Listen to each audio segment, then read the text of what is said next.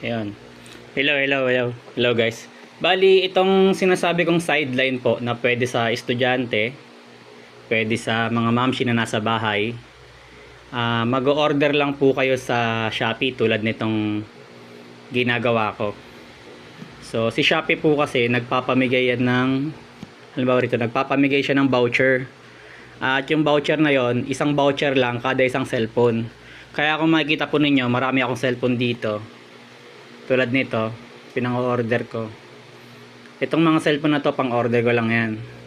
Itong dalawa na to. Actually, marami yan. Marami pa ako rito mga cellphone. Ayan, marami pa ako mga cellphone dito. Na pang-order ko lang din. Ngayon, ang pinaka-sideline po ninyo dyan, since isa lang po yung ibinibigay ni Shopee na voucher kada isang cellphone, yun po yung babayaran ko, yung voucher. So, paano yun, Kuya Rex? So, magsasabi lang ako sa inyo, magchat-chat ako sa inyo, gagawa ako ng GC, kung ano ipapa-order ko, bibigyan ko kayo ng link and instruction, kung ano yung o-orderin nyo, tsaka magkano. Tulad nito, na-order ko to, ito kasi paninda ko eh. Na-order ko siya sa halagang 3,430, ayan, total item. Tapos, ang ibinayad ko rito ay 100 kada isang cellphone, kada isang order. So, iba-iba yan. Minsan 200 yung bayad ko. Minsan 300. Depende po sa laki ng sale.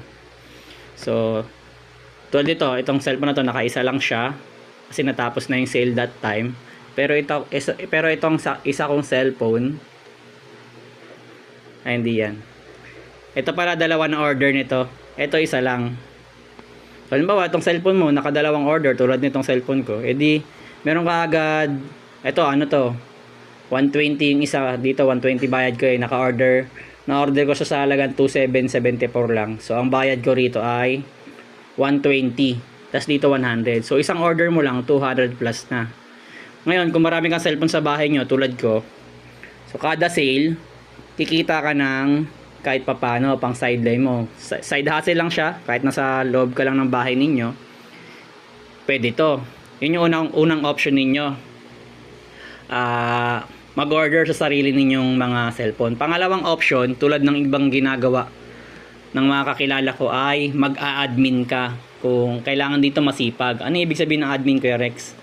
Ngayon, 'di ba, marunong ka na mag-order, alam mo na kung ano, alam mo na yung pinapagawa ko, yung instruction.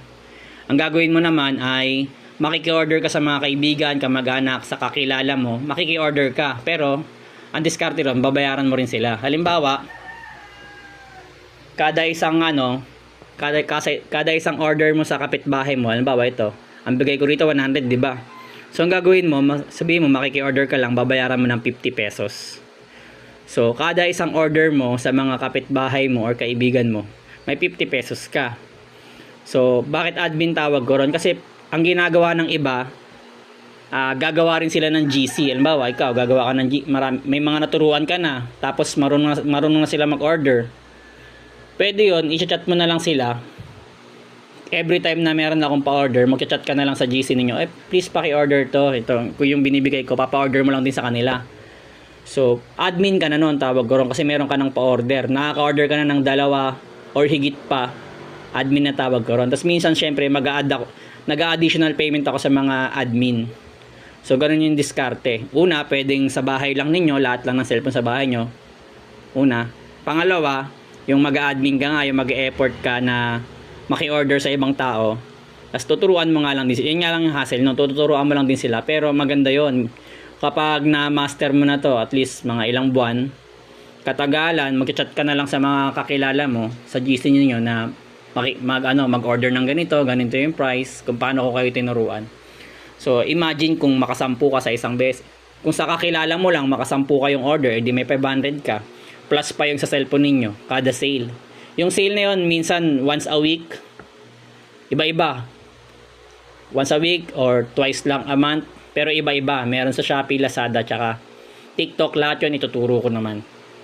So, yun lang. Pag meron pa ibang mga tanong, PM lang.